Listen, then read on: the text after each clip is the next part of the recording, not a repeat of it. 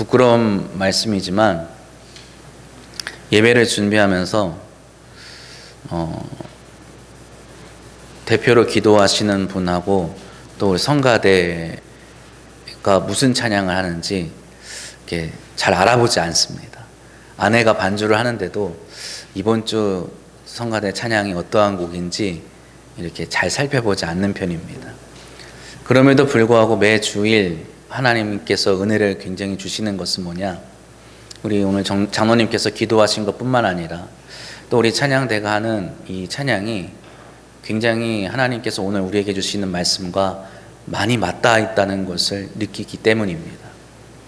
제 설교가 오늘 다소 오늘 본문의 말씀에 우리의 어떤 일반적인 이해와는 좀 다르지만 그럼에도 불구하고 우리 장로님께서 기도하신 것, 우리 찬양대가 하나님께 드린 이 찬양과 함께 우리가 한번 깊이 생각해 본다면 또 우리에게 영적인 유익이 있을 줄로 믿습니다. 최근 들어 국민의 이목을 집중시키고 있는 것 중에 하나가 대통령 탄핵에 관련한 재판과 또 판결일 것입니다. 이와 관련하여 사법부를 향한 신뢰에 관한 문제가 연이어 불거지고 있지요. 대부분의 민주주의 국가에서는 입법부, 또 사법부, 행정부 이렇게 각각의 삼권이 분립이 되어서 정부가 운영되고 있습니다. 최근에 조사한 뉴스는 사실 정치적인 해석이 많이 이렇게 덧붙여진 것 같아서 제가 좀 거슬러서 2023년의 기사를 한번 찾아보았습니다. 그랬더니 우리나라 국민이 법원과 사법부를 향한 신뢰가 어느 정도 되는가 알아봤더니 한 49%만이, 응답자의 49%만이 법원을 신뢰할 수 있다, 사법부를 신뢰할 수 있다라고 응답했다고 합니다. 이것은 OECD 가입국 중에서 15위에 해당하는 것으로서 평균적인 어떤 응답치보다 약 8%포인트 낮았다고 합니다. 뿐만 아니라 의회에 대한 신뢰도는 37%의 사람만이, 또 행정부에 대한 신뢰는 절반 정도인 48% 정도의 사람만이 신뢰한다고 응답했다고 하니까 썩 높지 않다는 것을 볼 수 있지요. 신뢰도는 무엇일까요? 신뢰도에 대한 정의가 다양할 수 있겠습니다. 그러나 제가 방금 말씀드린 이러한 조사의 경우에서 신뢰도라고 하는 것은 아마도 국민의 기대에 얼마나 부응하느냐에 관한 정도를 나타낸다고 볼 수 있겠죠. 다시 말해서 사법부에 대한 신뢰도는 어떠한 것일까요? 다른 것이 아니겠죠. 죄를 지은 사람은 벌을 받고 억울한 일을 당한 사람은 억울함을 사법부가 풀어줄 수 있을 것이라는 심리적인 기대치를 말하는 것입니다. 우리가 그런 것을 기대하고 법원에 찾아가고 하는 것이죠. 이런 면에서 우리나라의 사법체계 그리고 그것을 향한 국민들의 기대를 살펴보면 아주 오래전부터 유전무죄, 무전유죄라는 말이 회자되는 것을 우리가 기억할 수 있습니다. 또 종종 뉴스에 나오는 전관예우의 문제라든지 제19 감싸기식의 기소 또 재판 등의 관행으로 인해서 사법적인 신뢰가, 사법부에 대한 신뢰가 현저히 떨어진다고 평가할 수 있습니다. 최근에는 법원을 향한 테러가 일어났죠. 또 재판 과정에 대해서 다소 무리하게 항의를 한다든지 재판관에게 인격적인 위협을 일삼거나 소송을 진행한다는 것, 이러한 것 역시 사실 객관적이라고 볼 수는 없겠지만 어떠한 사람들에게는 이 사법부를 향한 주관적인 신뢰가 굉장히 낮다는 것을 보여주는 일이라고 할 수 있습니다. 그 사람들은 이 사법부의 체계와 또 사법부에서 여러 가지 일들을 판단하는 재판관들이 전혀 믿을 만하지 못한 사람들이라고 생각하는 것입니다. 다음 달이면 이제 탄핵에 대한 모든 일들이 결과가 나타나게 될 것인데 아마도 국민 모두의 신뢰를 얻는 결과는 아닐 것 같다는 생각이 좀 듭니다. 개인적으로 안타까운 것은 최근 사법부를 신뢰하지 않는다고 말하면서 가장 앞서서 가장 최전선에서 극렬하게 활동하고 있는 사람들이 일단의 기독교인들이라는 점입니다. 그들은 사법부의 잘못된 재판과 판결이 이 나라를 위태롭게 만든다고 주장하며 기독교의 이름을 걸고 지나치게 과격한 언행을 일삼고 있습니다. 누군가는 그들을 옹호할 것입니다. 하지만 누군가는 그들을 비판하겠지요. 그렇다면 성경은 우리에게 무엇을 말할까요? 주님은 우리에게 이러한 것에 대해서 무엇라 말씀하실까요? 오늘 본문은 예수님께서 비유로 말씀하신 하나의 이야기입니다. 이 이야기는 분명한 목적을 가지고 예수님께서 제자들에게 해 주신 것이라고 누가는 기록하고 있습니다. 18장 1절에서 예수님은 이 목적에 대해 이렇게 말씀하십니다. 예수께서 그들에게 항상 기도하고 낙심하지 말아야 할 것을 비유로 말씀하였다. 예수님은 제자들에게 낙심하지 말고 항상 기도해야 하는 이유를 가르치시기 위해 이 이야기를 해주셨다고 누가는 말합니다.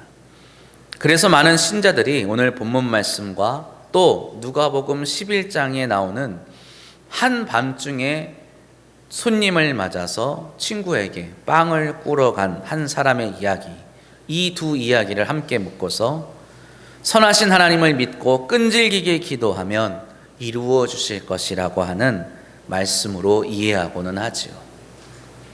그렇다면 정말 오늘 본문 말씀이 우리의 소원을 위해서 끈질기게 기도하면, 포기하지 않고 기도하면 하나님께서 이루어 주신 것이다 라는 말씀으로 이해하면 좋을까요? 아니면 다른 무언가가 있을까요? 쉽게 생각하면 그 이 두 이야기가 같은 내용이라고 한다면 예수님이 아마 또는 누가가 이 두 이야기를 같이 묶어서 기록을 했겠죠. 많은 학자들이 본문의 말씀에 관하여 연구를 거듭하며 또 주목하는 것 중에 하나가 바로 불의한 재판장, 이 이야기에 나오는 불의한 재판장과 바로 뒤이어서 나오는 하나님, 이 두 인물에 관한 관계입니다. 예수님은 지금 당시 유대 땅에서 일어나는 일들을 비유로 말씀하고 계시는 거예요. 우리가 하나님에 대해서 잘 알지 못하는 진리를 잘 깨닫게 하시기 위해서 모든 사람들이 경험하고 또 목격하고 있는 그 유대 땅에서의 현실, 실제 일어나는 일들을 예수님께서 말씀하고 계시는 것이죠. 그것이 비유의 가장 강력한 어떤 효과라고 볼 수 있습니다. 그런데 재판장이 하필이면 어떠한 재판장입니까? 불의한 재판장이에요. 불의한 재판장. 이 불의한 재판장에 대해서 예수님이 이렇게 소개하십니다. 오늘 본문 2절 말씀을 보면 이르시되 어떤 도시에 하나님을 두려워하지 않고 사람을 무시하는 한 재판장이 있는데 그의 불의함은 다름 아닌 하나님을 경외하지 않고 사람을 무시하는 데에서 비롯되는 것이라고 주님은 말씀하십니다. 그러나 이 불의한 재판장은 그가 무시하고 또 요청을 들어주지 않던 한 과부의 끈질긴 요청에 너무 번거로운 나머지 그녀의 요청을 들어줄 것이라고 마음을 바꾸게 되지요. 여기서 나오는 재판장이라는 단어, 헬라어는 크리테스라는 단어로 기록되어 있지만 이에 대응하는, 재판장이라는 단어에 대응하는 히브리어는 엘로힘이라는 단어입니다. 엘로힘이라는 단어 한 번쯤은 들어보셨을 겁니다. 성경을 좀 자세히 읽으시고 공부를 많이 하신 분들은 금방 엘로힘이 어떠한 표현인지 아시겠죠. 바로 구약에서 하나님을 일컫는 표현 중에 하나입니다. 비록 예수님께서 당시에 아람어로 대화를 나누셨겠지만 유대인들은 이 재판장이라는 단어를 쓸 때에 실제 자신들의 삶 속에서 여러 가지 사법적인 판결을 내리는 법정의 재판장을 떠올리기도 하지만 이 세상의 창조주시고 통치자이시며 또 심판자이신 하나님을 떠올리기도 하였습니다. 시편 7편에서는 이러한 하나님을 잘 표현하고 있죠. 시편 7편 9절로 11절 말씀 우리 함께 봉독해 보겠습니다. 악인의 악을 끊고 의인을 세우소서. 의로우신 하나님이 사람의 마음과 양심을 감찰하시나이다. 나의 방패는 마음이 정직한 자를 구원하시는 하나님께 있도다. 하나님은 의로우신 재판장이시며 매일 분노하시는 하나님이시로다. 아멘. 유대인들은 하나님을 재판장으로, 정확하게는 의로우신 재판장으로 고백하며 살았습니다. 그들이 하나님을 의로운 재판장으로 고백한 이유는 하나님에 대한 믿음, 하나님에 대한 신뢰가 있었기 때문이지요. 의로우신 하나님께서는 악인들의 악을 끊으시고 의인을 신원하시고 불의한 사람을 멸하시고 정직한 자를 구원하실 것이라는 믿음이 있었기 때문입니다. 사도 바울 역시 로마서에서 남을 판단하고 정죄하면서도, 특별히 로마서에서는 이방인들을 죄가 있다 판단하고 정죄하면서도 스스로 선을 행하지 않고 악을 행하며 회개하지 않는 사람들을 향하여 이렇게 경고합니다. 로마서 2장 5절로 8절 말씀입니다. 다만 내 고집과 회개하지 아니한 마음을 따라 진노의 날 곧 하나님의 의로우신 심판이 나타나는 그날에 이 말 진노를 내게 쌓는도다. 하나님께서 각 사람에게 그 행한 대로 보응하시되 참고 선을 행하여 영광과 존귀와 썩지 아니함을 구하는 자에게는 영생으로 하시고 오직 당을 지어 진리를 따르지 아니하고 불의를 따르는 자에게는 진노와 분노로 하시리라. 아멘. 유대인들은 하나님에 대해서 이렇듯 의로운 판결을 하시는 재판장으로서 악을 벌하시고 의를 세우시는 하나님의 정의와 공의를 항상 기대하고 또 신뢰하였습니다. 그런 관점에서 오늘 본문을 바라보면 오늘 본문의 이야기는 과부와 재판장, 우리가 성경을 보면 보통 이 제목, 문단의 제목을 뭐라고 써놨죠? 과부와 재판장의 비유라고 써놓은 것을 볼 수 있습니다. 그런데 이런 지금 설명들이 이런 관점에서 보면 오늘 본문의 이야기는 과부와 재판장 혹은 재판장과 과부의 비유가 아니라 불의한 재판장과 의로운 재판장의 비유로 보는 것이 더 타당하죠. 그리고 이것은 우리의 끈질김이나 어떤 긍정적인 자세, 포기하지 않는 마음에 대해서 말씀하시는 것이 아니라 의로우신 재판장이신 하나님에 대한 우리의 믿음, 그분에 대한 우리의 신뢰에 대해서 말하고 있는 것입니다. 이 비유를 통해서 주님이 말씀하시고자 하는 것이 7절과 8절에서 드러나고 있는데 우리가 한번 읽어보겠습니다. 7절, 8절 말씀입니다. 하물며 하나님께서 그 밤낮 부르짖는 택하신 자들의 원한을 풀어주지 아니하시겠느냐? 그들에게 오래 참으시겠느냐? 내가 너희에게 이르노니 속히 그 원한을 풀어주시리라. 그러나 인자가 올 때에 세상에서 믿음을 보겠느냐 하시니라. 아멘. 무엇을 보겠느냐? 믿음을 보겠느냐. 이 세상에 많은 재판장들이 있습니다. 우리의 삶을 제약하는 많은 법과 규칙들이 있지요.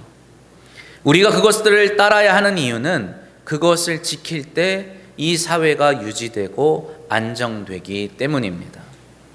그리고 그 법을 어기는 사람들은 당연히 징계를 받고 또 그 법을 잘 지키는 사람들은 법의 테두리 안에서 보호를 받고 유익을 얻게 되는 것입니다. 그러나 주님은 이 세상이 불의하다라고 말씀하십니다.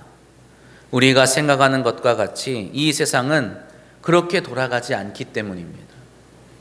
돈과 권력이 있는 사람들은 법을 지키지 않다고 해서 처벌받는 또 경우도 있지만 처벌받지 않는 경우도 있죠. 설령 처벌을 받는다 하더라도 아주 경미한 수준의 처벌을 받을 뿐입니다. 누군가는 그것이 적법한 절차라고 말하겠지만 많은 경우에서 우리는 그러한 차이와 차별을 느끼고는 하지요. 요즘에는 워낙 이 언론이 또 자유롭게 취재를 하고 공개가 되기 때문에 최근 일어나고 있는 모든 재판의 과정들을 우리가 좀 자세히 볼 수 있지 않습니까? 그러한 것들을 보면서 느끼는 감정 중에 하나는, 야, 저렇게 부끄러운 일을 하고도 떳떳하게 요구할 건 다 요구하는구나. 우리는 마음속으로 죄가 있다고 생각하는 저 사람이 저렇게 자신의 무죄를 주장하면서 자신의 권리를 저렇게 다 챙기고 요구하는구나 라는 것을 볼 수 있습니다. 그런데 만약 일반 소시민이 만약에 법정에서 그런 것을 알고 요구한다면 그것이 받아들여질까요? 그리고 그것을 그러한 것들이 권리가 우리에게 있다는 것을 우리가 알까요? 모르죠. 저도 이번에 보면서 저런 권리도 있구나, 저런 거를 요청할 수 있구나 라는 것을 좀 많이 배웠습니다. 유죄로 판결받은 만한 일들을 돈을 써서 대형 로펌을 고용해서 무죄 판결을 받을 수도 있죠. 제 아무리 고결한 재판장이라 하더라도 이러한 돈과 권력의 힘 앞에서 항상 의로운 판결을 내릴 수는 없습니다. 그래서 고등법원이나 대법원, 또 요즘 관심을 잔뜩 받고 있는 헌법재판소 같은 곳에서는 판사 한두 명이 판결을 내리지 않게 하죠. 여러 명이 함께 판결을 하게 합니다. 그러나 그렇다 하더라도 그것이 완전하다 할 수는 없겠죠. 그렇기 때문에 서두에서 말씀드린 대로 사법부에 대한 신뢰가 낮은 것입니다. 그러나 우리 그리스도인들에게는 아주 특별한 신뢰가 있습니다. 그것은 바로 이 세상을 다스리는 위정자, 또 이 세상에서 판결을 하는 재판장에 대한 신뢰가 아니라 이 세상을 창조하시고 주관하시는 의로우신 재판장에 대한 신뢰인 것이죠. 곧 하나님에 대한 신뢰입니다. 이 하나님에 대한 신뢰는 먼저 하나님께서 우리의 원한을 풀어주실 참된 재판장이라는 신뢰입니다. 하나님은 밤낮 부르짖는 당신의 택한 사람들의 원한을 속히 풀어주신다고 주님께서 말씀하십니다. 하나님께서 능히 그렇게 하실 수 있는 이유는 하나님 그분이 창조주시고 역사의 주관자이시기 때문입니다. 오늘 찬양대가 드린 이 찬양 가운데 우리가 걸어가고 있는 이 길이 하나님께서 인도하고 계시는 영광의 길이라는 거예요. 세상 사람들은 자신들의 발걸음의 끝에 무엇이 있는지를 모른 채 살아갑니다. 그러나 우리 그리스도인들은 어떻습니까? 우리의 발걸음이 비록 여러 갈래로 뻗어나가는 것처럼 보인다 하더라도, 우리의 발걸음이 비록 길을 헤매어서 방황하는 것처럼 느껴진다 하더라도 우리의 발걸음의 끝에는 하나님께서 계시다는 것을 우리는 믿으며 살아가는 것입니다. 비록 이 세상의 위정자나 심지어 재판장까지 불의한 결정을 하고 불의한 판결을 내린다 하더라도 반드시 의로우신 재판장이신 하나님께서 모든 불의함을 벌하시고 공의와 정의를 행하실 것입니다. 이것이 바로 우리 그리스도인들의 특별한 신뢰입니다. 또 하나의 신뢰가 있습니다. 바로 우리가 바로 하나님의 택하신 자들이라는 것을 의심하지 않는 것이죠. 구약을 보면 이스라엘 백성들은 항상 하나님께 질책을 받습니다. 왜 그렇습니까? 그들의 삶이 결코 의롭지 못하기 때문입니다. 성경을 보면 이스라엘 백성들이 하나님께 질책을 받고 하나님의 노여움을 사고 하나님의 심판을 받는 것이 우상 숭배 때문이라고만 우리가 생각할 수 있겠지만, 실상 하나님께서 주목하시는 것은 이 우상 숭배 때문에 일어나고 있는 그들의 삶 속에서 일어나는 불의함과 추악한 일들 때문이죠. 그들이 왜 의롭지 못하게 살아갑니까? 그들이 왜 죄를 지으며 살아갑니까? 하나님을 두려워하지 않기 때문이에요. 그들은 어리석었습니다.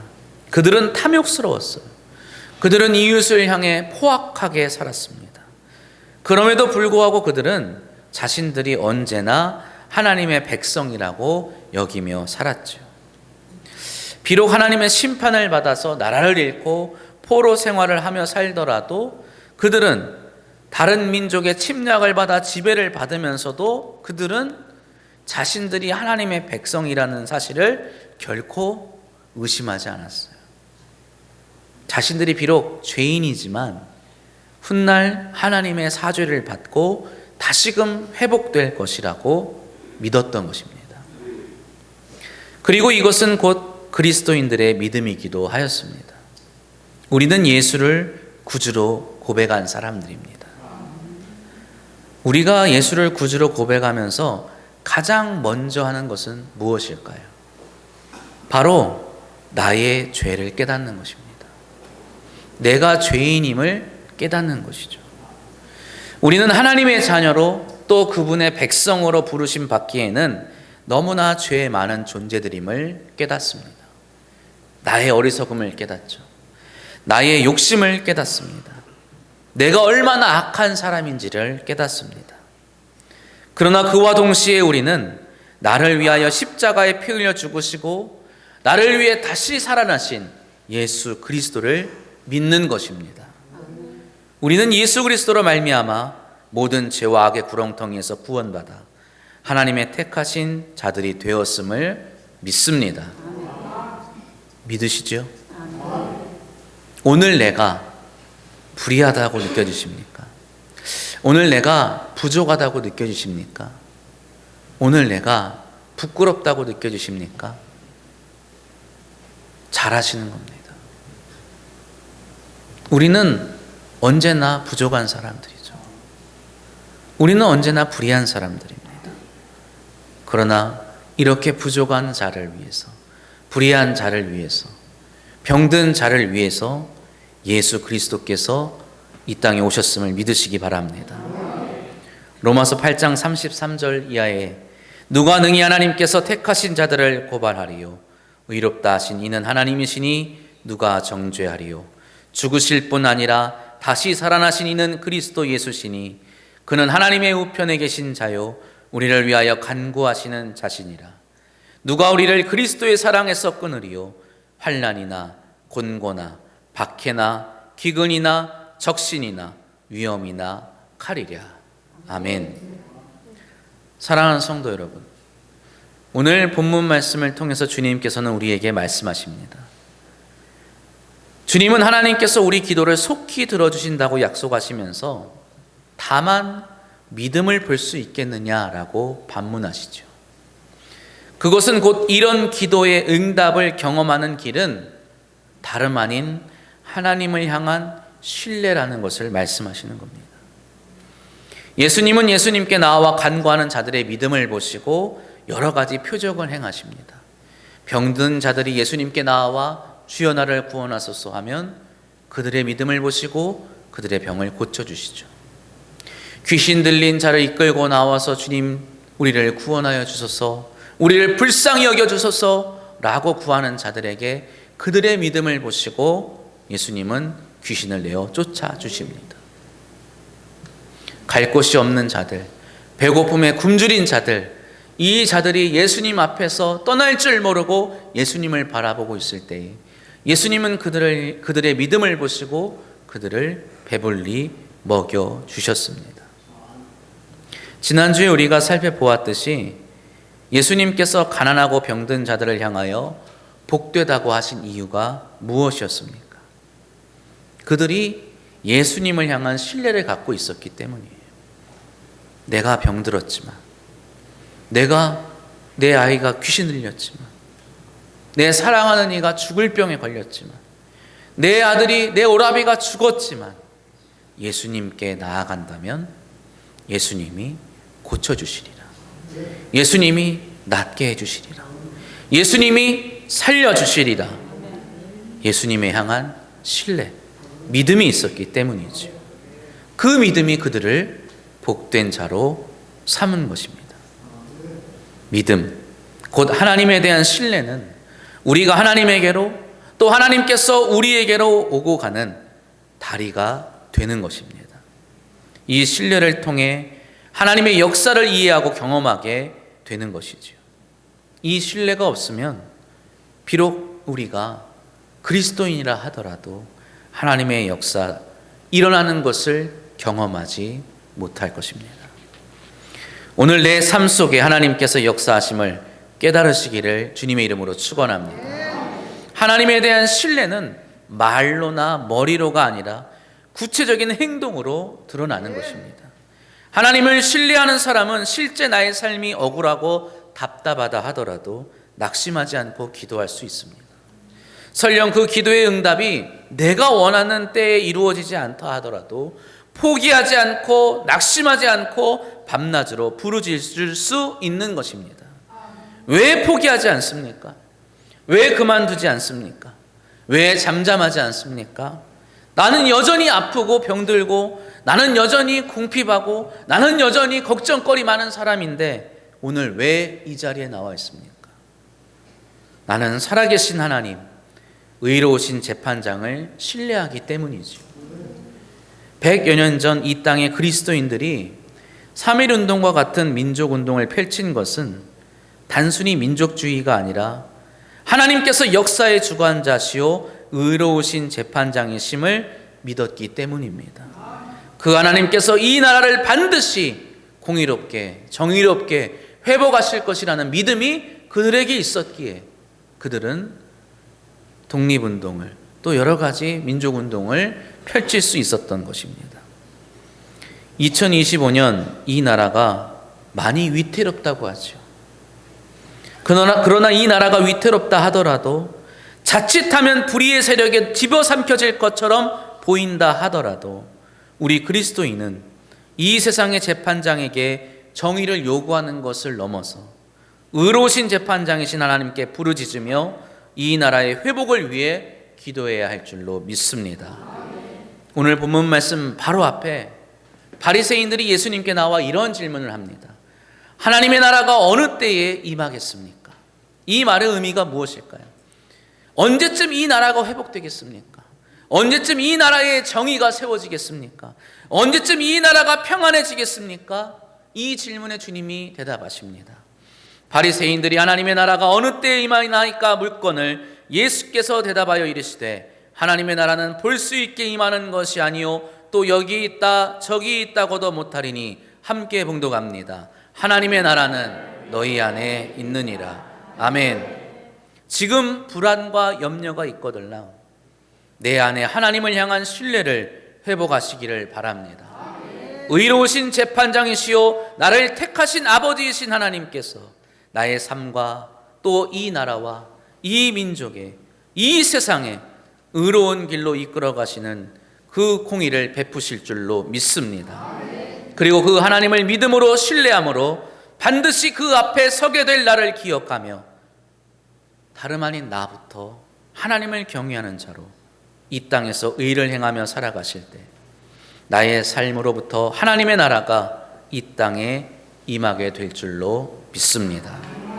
기도하겠습니다.